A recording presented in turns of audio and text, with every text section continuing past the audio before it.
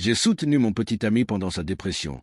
J'ai payé toutes ses factures. Je l'ai accueilli chez moi quand il a tout perdu et je l'ai vu reconstruire sa vie petit à petit, persuadé que j'étais son pilier, son roc.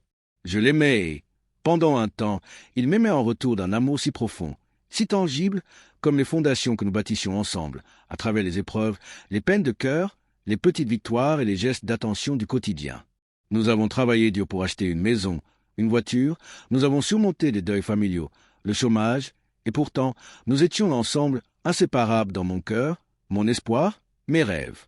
Sa mère m'adorait. Elle m'appelait sa fille et parlait de notre avenir avec fierté. Puis j'ai découvert que j'étais enceinte, et la joie que j'ai ressentie en le lui annonçant et en voyant son sourire radieux, celui où il murmurait des prénoms et des projets pour le bébé, a été comme le début de notre histoire pour toujours.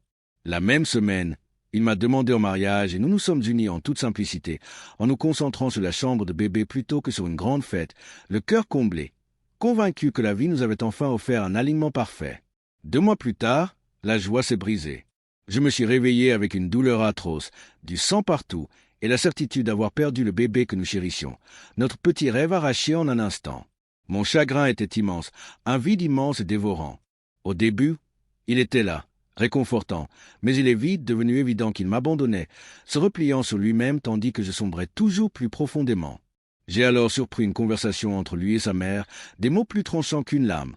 Mon corps imparfait, mon ventre maudit, Dieu qui m'a enlevé l'enfant parce que je n'étais pas faite pour être mère. Et il ne m'a pas défendu. La trahison m'a brisé, non seulement par la perte, mais aussi par les personnes en qui j'avais le plus confiance. J'avais du mal à fonctionner. La thérapie est devenue mon refuge, me guidant peu à peu hors des ténèbres, m'apprenant que la faute n'était jamais la mienne, que je pouvais survivre, guérir et même épanouir.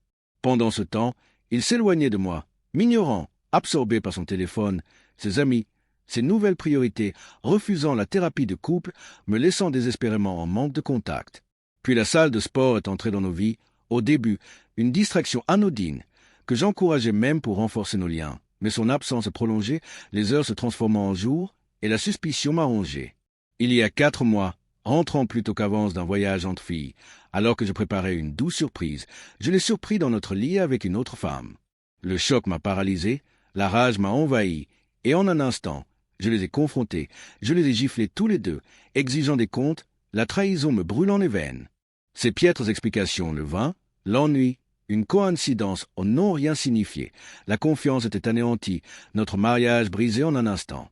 Je l'ai mis à la porte, j'ai demandé le divorce et je me suis préparé à ses réactions et à celles de sa mère, qui exigeait mon pardon, me reprochant de ne pas tolérer la trahison, minimisant l'infidélité et me demandant pourquoi je refusais de recoller les morceaux. Je suis resté ferme. J'ai refusé de céder sur ma dignité ou ma santé mentale, refusant de les laisser dicter mes limites. Il a tergiversé, m'a reproché ses choix, a tenté de manipuler notre vie commune, a essayé de me convaincre qu'un autre enfant pourrait réparer ses dégâts, tout en vivant sans vergogne avec la femme avec qui il m'avait trompé, me révélant son vrai visage, égoïste, dominateur, cruel.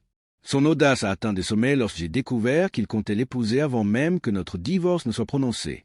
Je l'ai confronté, lui envoyant le certificat de mariage, exposant ses mensonges, sa manipulation, et l'a paniqué, réalisant qu'il lui échappait, cherchant désespérément à préserver ses illusions de pouvoir. Pourtant, malgré chaque obstacle, chaque insulte, chaque tentative de manipulation, je suis resté inébranlable. La thérapie, l'introspection, le soutien de mes amis et de mon patron bienveillant m'ont aidé à me reconstruire, renforçant ma conviction que ma vie, mes rêves, ma liberté comptaient plus que ces mensonges. Finalement, après des mois d'atermoiements, d'excuses et de manipulations émotionnelles, le divorce a été prononcé.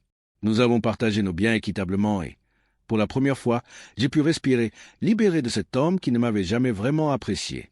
Aujourd'hui, je me prépare à partir vivre à l'étranger, à enfin vivre la vie que j'avais mise de côté pour son confort, à entamer un nouveau chapitre libéré de la trahison, du chagrin et de toute emprise, prêt à guérir, à m'épanouir, à redevenir celle que j'ai toujours été destinée à être.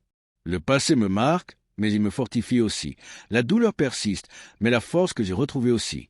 Je porte en moi les leçons, la rage, le chagrin, et je suis déterminé à les utiliser pour construire une vie à mon image, remplie de respect de soi, de courage et de liberté, prête à enfin vivre sans chaîne, sans excuses et avec résilience, laissant derrière moi la tromperie, les manipulations et la trahison qui ont un jour menacé de me définir.